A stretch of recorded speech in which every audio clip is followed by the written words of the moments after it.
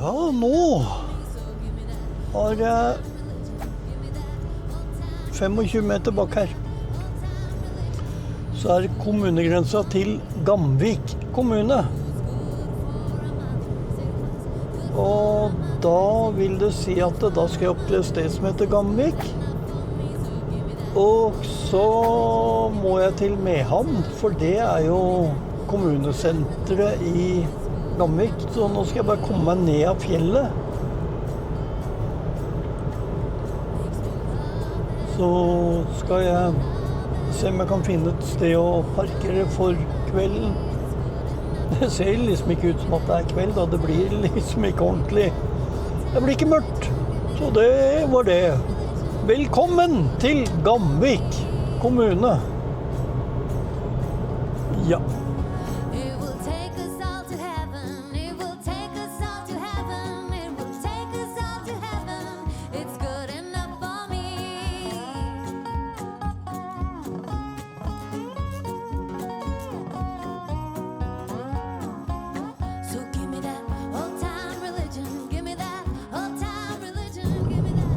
Nå har jeg kommet til Mehamn.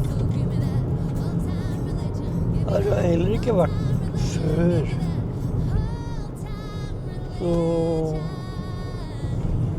det regner litt, men det gjør ikke noe. Så Mehamn flyplass er der. Der ser det ut som at det er en kjerke.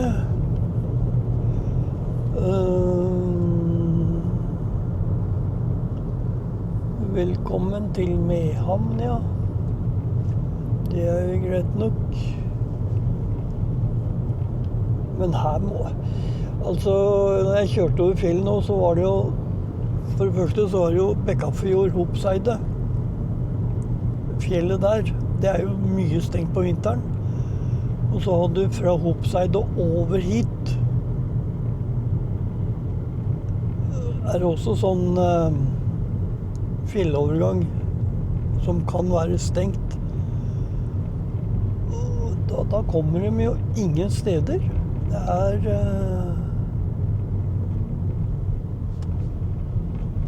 her er butikken oppe fra 9 til 22, men den så ikke helt åpen ut heller. Så jeg vet ikke, jeg vet ikke. Så hva jeg skal si. Men velkommen til Mehamn i Gamvik kommune. Det er litt viktig.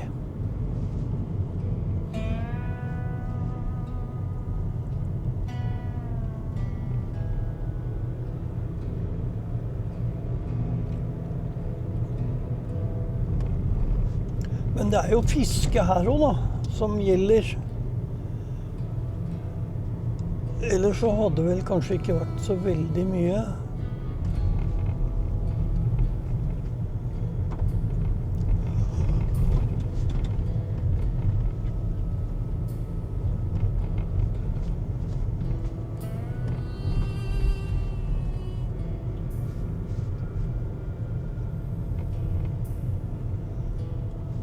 Nå vet jeg overhodet ikke hvor jeg skal hen. Nå kjører jeg bare til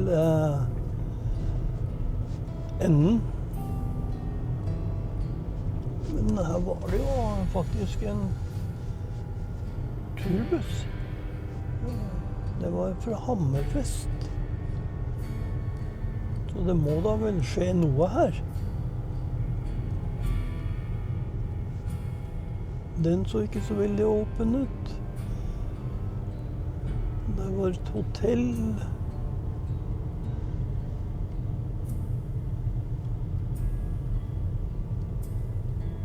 Førsteinntrykket er rimelig... Der var en butikk som var stengt. Rimelig, ja, hva skal jeg si, dødt. Der var det noe som var oppe.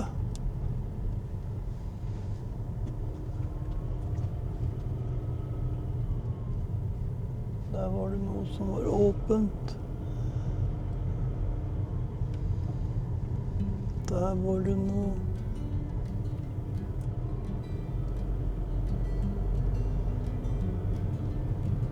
Ja, jeg får ta stoppe, og så får jeg se litt på hva jeg skal gjøre her.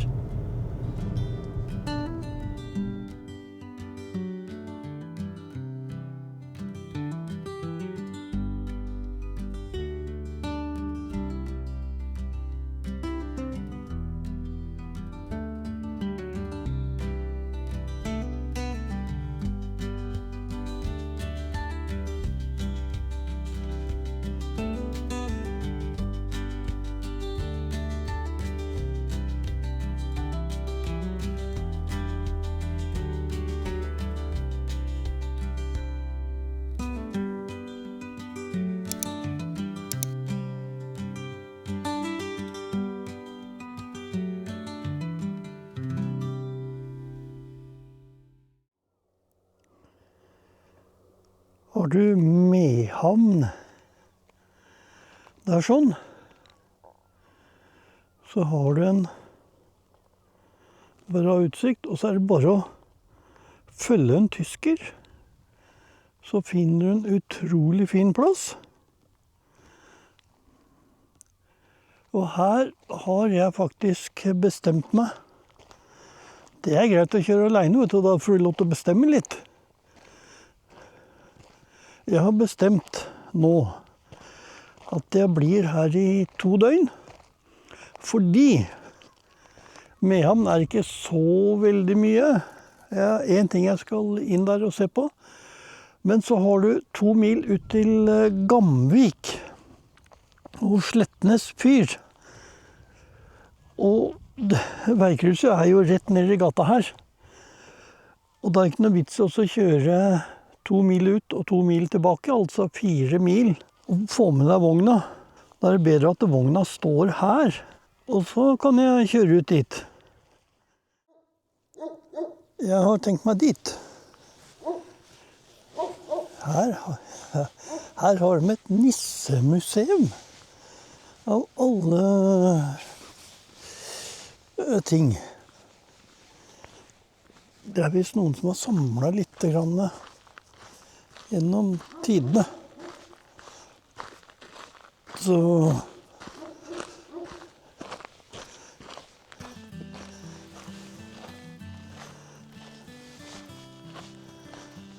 får vi se hvor inngangen er og hva det er. Alltid litt spennende. Hei, hund. Hei. Er du sånn buffende, du? Du ser ikke så farlig ut. Du ser bare veldig fin ut, du. Nå er jeg inne på noe som er kombinert pub og museum, og jeg lurer på om det er noe overnatting her også, Så dette museet, det er jeg litt spent på. Nissemuseum.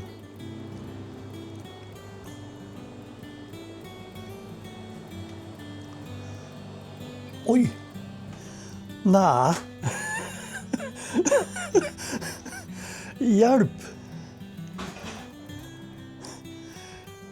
Ja, det var ikke bare én nisse. Ja. Dette var imponerende. Her er 27 000 enheter i de her rommene. 27 000? Ja, men det er ikke alt. Vi har verdens største privateide samling.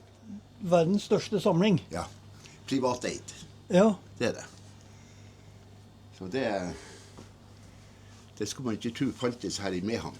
Nei, jeg ble veldig overrasket når jeg så dette når jeg kom hit. Ja. Ja. Det startet med den nissen som står der. Med den der, ja. Ja. Ja. Det var den første. Den kjøpte mamma i Finland i 1937. Og når tysken satte pyr på Honningsvåg, så fikk hun den og et fat vi har med seg. Ja. Det var det hun klarte å ta med seg. Ja. Og når bror min var 4 år, Da fikk han den hos henne. Og da startet han denne samlingen, som 4-åring. Han har samlet hele livet. Nei, det er 61 år. 61, ja. Ja. Ja. Så tok han ryggoperasjon og ble lam fra medjen og ned. Oi. Men han fortsetter å samle. Ja. Ennå vi har ikke plass for alt.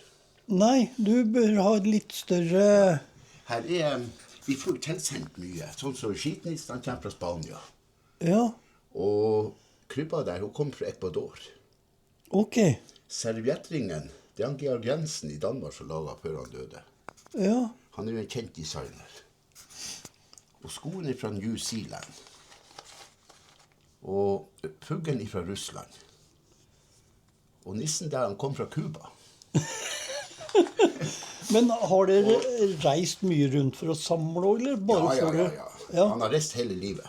Ja, Man skal der komme fra Kenya. Så de her tingene, det er sånn som folk har kommet og gitt oss, eller sendt til oss. ja, Og de boksene der, det fikk vi forrige uke hos en tysk familie som var her for 3 år siden. Og de lovet de skulle komme tilbake med noe.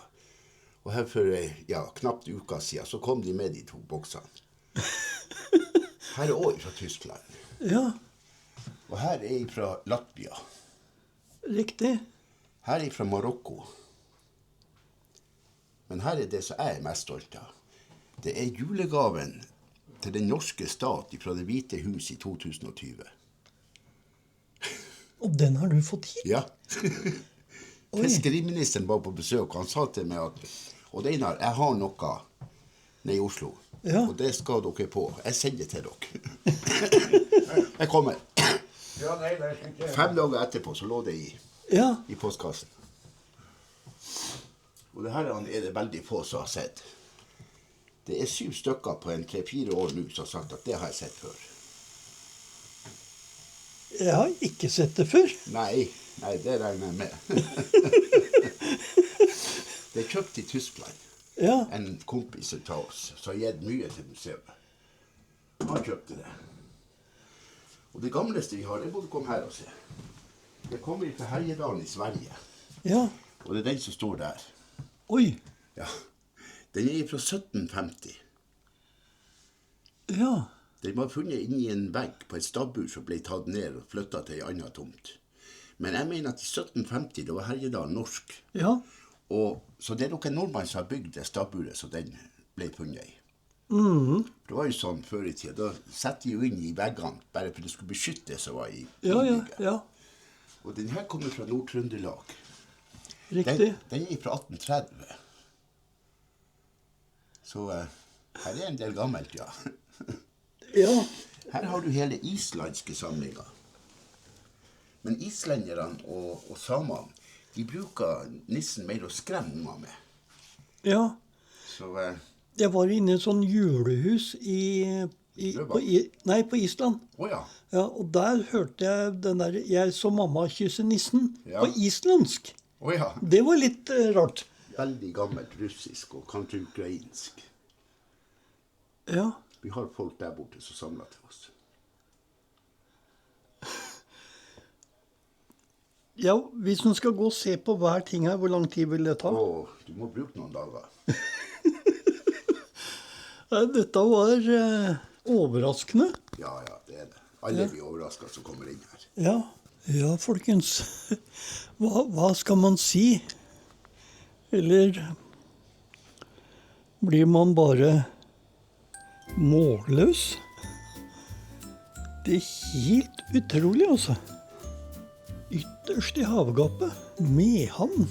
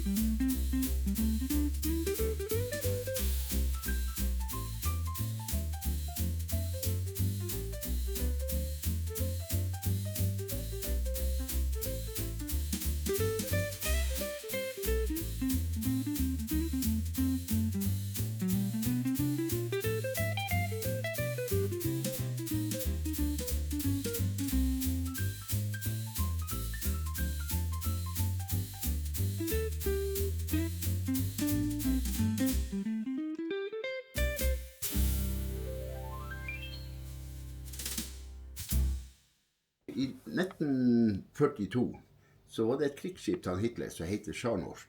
Ifra det skipet så kom med Golfstrømmen så kom det masse lik. Så havna en plass i Gamvik som de kaller for Daumannsvika. Ja. Og der iblant likene så lå den nissen. Så det kom nok fra den båten. Riktig, ja. Og Raymond har fortalt den historien til 4 tyskere her. Jeg tror det 4 år siden. Og da begynte hun ene dame å skrike. Og det viste at broren hennes var ombord. Han kom aldri hjem. Oi. Ja, så det... Den havna nå her i museet. Det var folk i Gamvik som hadde tatt vare på den. Den største nazisten som var i Lofoten. Ungene ville ikke ha noen ting etter far sin, for at de var bestandig blitt mobba i oppveksten. Ja. Og Raymond han var, og så bygde han på en koffert. Han visste ikke hva som var inni. Men det viste at det var de her marsipan- og kakeformen. Men hvis du ser den som står oppreist der, Ja. det er jernkorset. Ja. Ser du den? Ja. Fram der. Ja. Så de spiste pepperkaker formet som jernkorset. Og i samme kofferten så lå faktisk Davidsstjerna, hun er der, Yes. med alle spirene på. Ja. Og hvis du ser de herrene blanke kulen Ja. som er til venstre, det er med hakekors og med sola, det er sånn nazisymboler. Så det var det de pynta juletreet med. Det er helt... Og vi får jo mye som vi ikke vet hva det er fra, sånn som de her 4. Ja. Pluss 4 til som er på loftet. Det sto 2 store esker ut for døra her da vi kom på arbeid. Og det var de her 4 pluss 4 til. Og vi vet ikke hvem som var og sett de der. Og den knæta, hun kommer jo fra Danmark. Ja, ja. Han kjøpte hun der. Ja, og den har vært på flere TV-program, Ja. og er vel noe med det som er tatt mest bilde ut av her inne. Mhm. Vi var jo en gang på tysk TV, og da fikk vi tilbakemelding at det var over 32 millioner mennesker som har sett programmet. Oi. Og 3 dager etterpå så startet korona. Og det var jo ikke helt bra timing da. Nei, vi har vært på sørkoreansk TV også. Og jeg vet i alle fall 7 ganger, 8 ganger på norsk TV. Den er Naturkanal 1 i Trøndelag. Ja. Den var jo her og filmet. Og hva det var, 6 ganger det gikk på TV. Først hovedprogrammet en gang, og så kom det i reprise 5 ganger etterpå. Ja. Planen vår er at vi skal se om vi finner tak i en kjøper som kan kjøpe hele samlingen. For vi har ingen som kan ta over etter oss. Å nei. Nei. Og vi begynner å bli såpass gammel at Mm. selv vi samlinger hvis det er noen som er interessert og kan betale for det. Ja. Men det har vært litt av en jobb da. Ja, han brukte 3 uker å bare stille ut det her. Først så brukte han 3 uker på å sortere det. Ja. Og så brukte han 3 uker å få det på plass. Mhm. Jeg vil ikke vente, her er jo nesten 5000 ting bare i taket. Ja. Så er den her.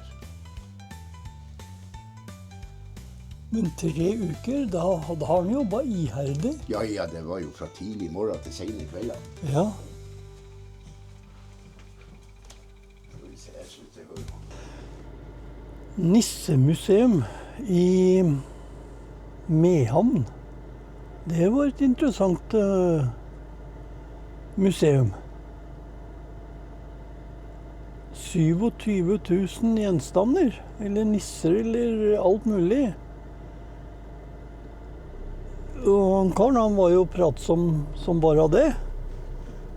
Før jeg gikk ut av døra til jeg kom bort til bilen, så tok det jo over en time. Og den bikkja da, det var den bamsen.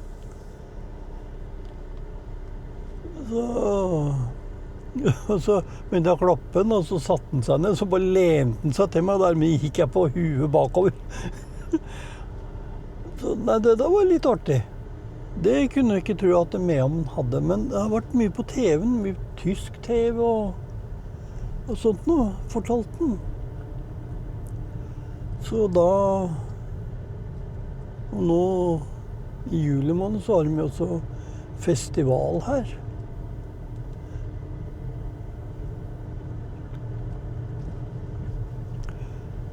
Så det var liksom vært turen til Mehamn, bare det der.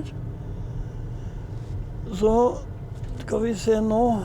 Nei, jeg tar det i morgen. Da skal jeg til Gamvik, og da skal jeg fortelle dere noe der ute. Jeg skal ut til Slettnes fyr. Og når jeg kommer dit, da skal dere få høre. God morgen. I hvert fall ny morgen for meg. Jeg har beveget meg nå ut til noe som heter Slettnes fyr. Det er verdens nordligste. Og lenger nord i landet kommer du ikke. Ja, men Nordkappa. Jo, det er lenger nord. Men det er ikke på fastlands-Norge. Nordkapp ligger på øy med undersjøisk forbindelse, en tunnel. Akkurat samme som Portugal har det vestligste punktet i Europa på fastlandet. Men på Island så er det vestligste punktet i Europa. Så nå står jeg altså på på det nordligste punktet i Norge. Og det fyret bak meg, det er verdens nordligste fyr på fastlandet. Det ble oppført 1905 og er støpejernsfyr. Og den bygde det mellom 1903 og 1905. Men det sto klart i september 1905. Tyskerne prøvde å bombe det når de forlot Norge. 2/3 sto igjen, og det ble oppført igjen. Var det vel i 2005, da ble det automatisert. Så hvis dere vil til det nordligste punktet i Norge, så må dere reise til Gamvik kommune, til Slettnes fyr. Punkt slutt. Men hvis dere vil til det nordligste punktet i Norge, så må dere reise til Nordkapp. Men da må du ta en tunnel under sjøen, for Nordkapp ligger på en øy. Jeg gir meg ikke. Gamvik kommune, Finnmark fylke, grunnlagt 1914. Administrasjonssenter er Mehamn. Innbyggernavn er gamviking eller gamvikværing. Det er 1416,34 kvadratkilometer. Har en befolkning på 1054 2023-tall. Det gir en befolkningstetthet på 0,78 innbyggere per kvadratkilometer. Og i Gamvik kommune så er det 580 husholdninger. Ja, dere. Jeg satte meg inn i bilen, jeg. Du skjønner at du er helt i havgapet ved Nordishavet. For her var det et fortryllende dårlig vær. Det blåser fra alle kanter. Det er ordentlig surt. Det er 8-9 varmegrader og vind overalt og regn. Så da tror jeg tar og finner på noe annet, jeg. Jeg har gått litt rundt her, men det ble litt kjølig. Men dere, været får man ikke gjort noe med. Så det er greit. Det er sommer i Norge. I hvert fall noen steder. Så da setter jeg kursen. Nå har jeg vært på det nordligste punktet på fastlandet. Det har jo vært en tur nå. Jeg må si det. Det er litt artig. Sånn nordøst, sydvest, alle punkter. Ja, folkens. Nå en liten informasjon på tingenes tilstand. Jeg står i veikrysset nå på fylkesvei 888 i krysset, så du kan svinge ned mot Mehamn og Gamvik, og den andre veien mot Kjøllefjord. Men for å komme til Mehamn og Gamvik kommune, så må du kjøre gjennom omtrent hele Lebesby kommune, for Lebesby den går jo omtrent fra Rotna i Fjordfjellet, krysset der du kan komme opp fra Lakselv og svinge til venstre mot Mehamn. Og Lebesby og hele i, Bekkafjord, Hopseide, fjellparti. Det jo Lebesby. Så du må kjøre gjennom Lebesby kommune for å komme til Mehamn. Men nå setter jeg i hvert fall kursen mot Kjøllefjord. Så da kan jeg vel si farvel til Gamvik kommune. Og besøke kommunesentret i Lebesby kommune, som Kjøllefjord.